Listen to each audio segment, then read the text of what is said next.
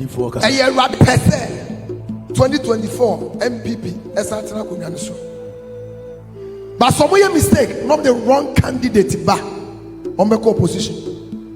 Someone in Samana manage generation say Alan Cash na. We na mama na no me. No more cancer suffer from policy doing this. Ya bury ni presidential star. Star you the president. Ne dia ya bury yesie. Chama yakasa. On sesame. Na yen shasi ya mwano. E free sabre ko se adwuma mwane ho. Na se 2024 mentimi amfana nsi Ghana konwa so mo ntoma sori.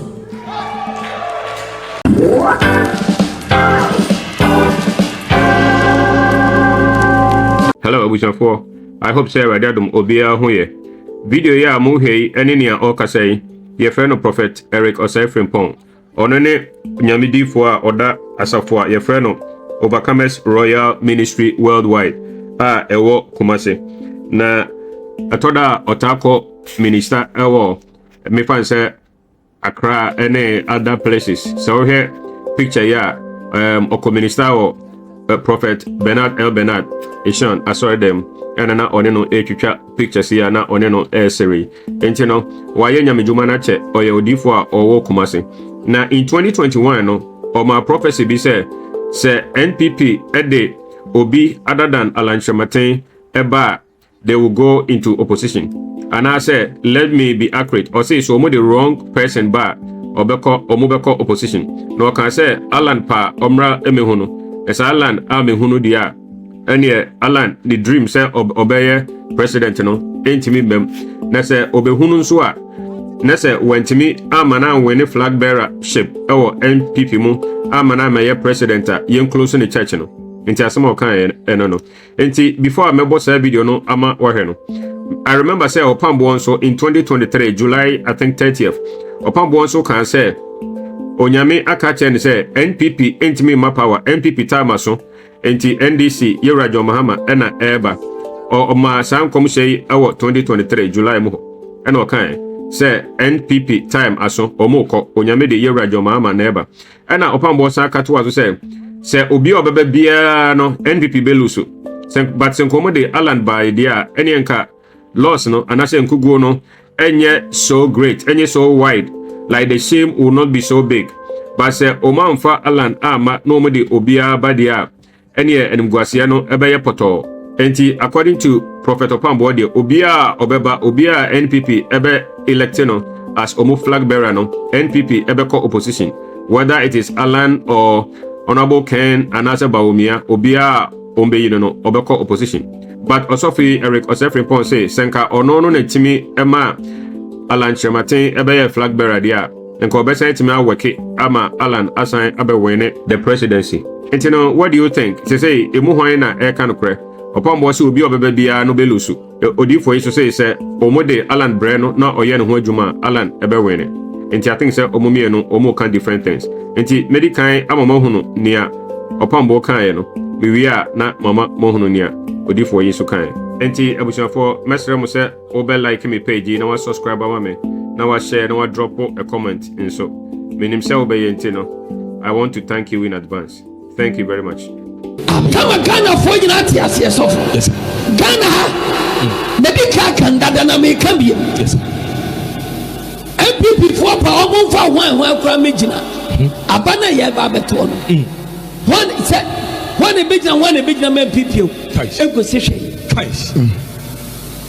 nations prophet enkwesihwe ma MPP for akonya no onyame dia ma NDC for dada nations prophet eti Ghana dia ye to abana ya amamede kwanso eda ho eti ye to abana that's right ne dia afna asam ye wura mama asan swan bi ne mom say ye to abana ma abana sad return 1 pp amambo mu dia anya dia besi o Ghana the nation prophet 2024 me na me catch my god de bia me kan kase bebo na me yi na dia mom bi ka kan dada afia shase na me sa kan bi dia sofo bi kan bi obi anya din abana ya to bia Yabupo nwie kai dia konya na me yewura mama the nation prophet one this is the and you me taka say ababio that's right yewura jomama ababio jama kan obetima record dia to yes bibi entimi sisa de onyame na me so aka kai Me na me catch the prophet one. MPP sumuntia die.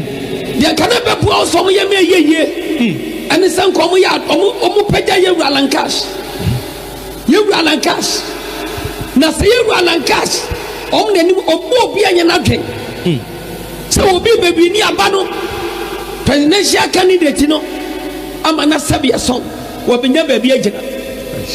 Asapa na America. Se ye Alan cash kura fo ne benya. Anu ye no nyam de ma MPP for. Ya wonya me di CSA party. No man farmer ono so oba 2024 nya de obetimanya. That's right. Abaya president. Na momo no so man fa abana mayewura Alan cash as a presidential candidate dia. Eni ngwase ne be ya west krampa chen. Sem komede man. Guys. What do you want to do? Be antimi nyina no. The national prophet. Move recorded the American photo. Nobody can change it. You're from what for Beneza. The prophet one. The nation's one. Let's go. Miani Amita come and to one. No be who be chime. It is Yamakan and one. Akonano. Make a through Yedu Alan Kashi so our MPP and Mamma so be a presidential candidate. That's right. So what you say? Yes, sir. Sadan was some pennyphone come in the boom. Now come here. No more pay up a pan so. So what your party in and okay. Now I'm sa massa nintin. Sa ebasa. Ono krano waba as a presidential candidate to aba. Ono krano. I need to beat material mama 2024. Thanks. I couldn't hear mama on your mother. Next prophet. Was one sign. Let me know my power when you met us. Now one sign for France and Samoa Ghana. That's right. And we tell my friend Ababio. What do you move for? To me, body, the Ababio need to us. That's no prayer. It's Ababio. Lebra John Dramani Mama. Was Ababio. Jesus. And this is a mamma as Ababio. It's me on for American one. Hello, Abujapo. Samote near Prophet One Kaino. Senior Prophet One, it's a kind idea. It means it doesn't matter Obia NPP at the Beba. So many wine never bow, many wine never bow, or mobile loose. But near Odi4 Prophet Eric Osei Frimpong so can you know Chile Senka Omode Alan Ebre no Koyen Ho Juma. Alan be winning NPP flag bearership. Na onya winning NPP flag bearership na Obesa weke amana winning the presidential seat no amana be president. Na say wantimi am president yen close the church asema na okanon. Enti no afa yen tie ni a ono so kan na yen fan compare ni mienu.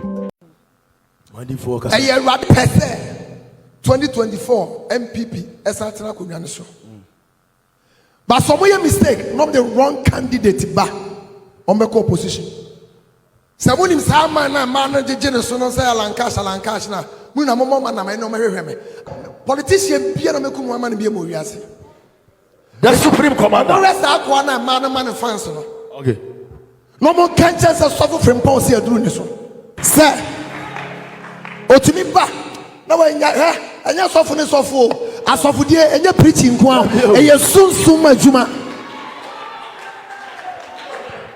ya bury ni presidential star ya the president ne de ya bury ya sie chama yankasa this a year no me can pain somebody before the wrong candidate back on the opposition. Yes. Party ni muba chepem. Mina makasa wa. Minso bia. On sheshame. Na yen shase mwa no. E free sabe ko say adwuma mwa ne ho. Na say 2024 mentimi amfana nsi Ghana konwa so montoma sorry. Sama general. Opasua. On Shiagana so for you and no one you mean from Pom Frim. Onya Emfa. Call the minimum the man who will be any Capandolo Sindele Candelo Ajewa Omojushana Mame.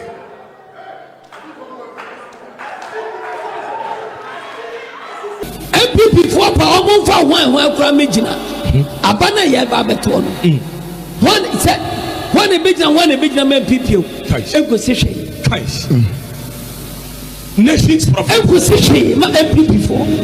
Akonyano onyame dia man this for dada. Nations prophet. Eti Ghana dia ye to aba ne ya amamre kwan so eda ho. Enti ye to aba. That's right. Ne ya dia afna asam ye wura mama asansan bi. Ne mum say ye to aba ne ma aba ne sa return 1 pp amammo mu dia. Anya dia besi o Ghana ha. The nation prophet. Dia sofo bi aka bi obi anya din. MPP so mu tie die. Dia kana be po so mo ye me ye. Ani san ko mo ya omo pagya ye wura lancash. Ye wura lancash. Na se ye wura lancash. Omne obi anya na dwen. So obi bebi ni aba no presidential candidate no ama na sabia song wobenya bebi agina. Asapa na meka se ye wura lancash kura fo ne benya enu ye no nyam de ma MPP fo. Ya wonya me di CSA party. No man fa ma onu so oba 2024 nya de obetimanya. That's right. Abaya president. Na momo no so o man fa abana ma yewura alankash as a presidential candidate dia. Eni ngwase ne be ye west krampa chen. Sem komode man.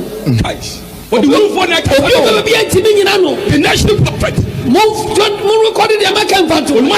Nobody can change it. You from what for Beneza. Akonya no. Na kaduru yedu alankashi so e wo MPP amamuom so obey presidential candidate. That's right. So what you say? Yes sir. Sana no sempanifo na come ni bom na komo ye. No mo pagya papa ne so. So what your party nim. No pray.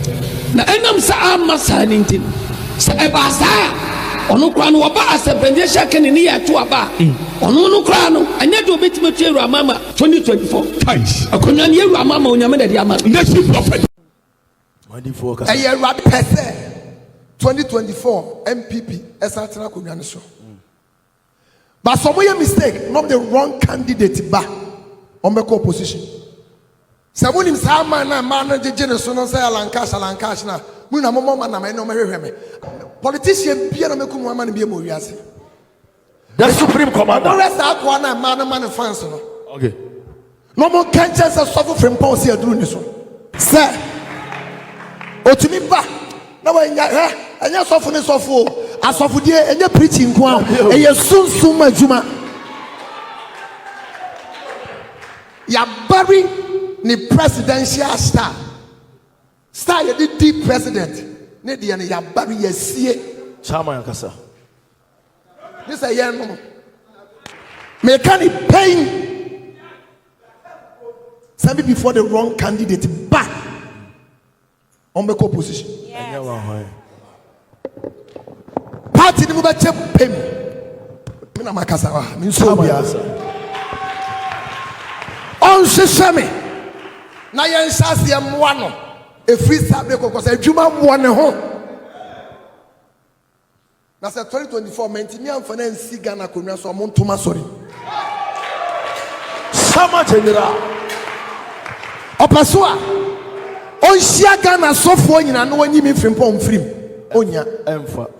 Ko de minim ni de ma hunu obi anim. Kapandolo sindele kandelo. Ajewa. Omo hwehwe ne mame.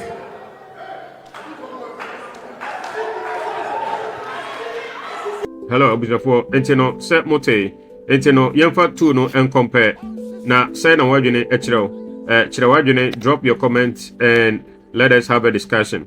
Say that we can no message say over liking me page na mame. Na wa subscribe, na wa share, na wa drop a comment and so. I know say you will do that. So thank you very much. God bless you. Thank you for watching. Kindly consider subscribing to my channel, hit the like button, share, drop a comment, and hit the notification bell so you could be notified anytime we post a new video. Also consider following me on other social media platforms with the same handle, BluntGhana. We hope you will do that. Thank you.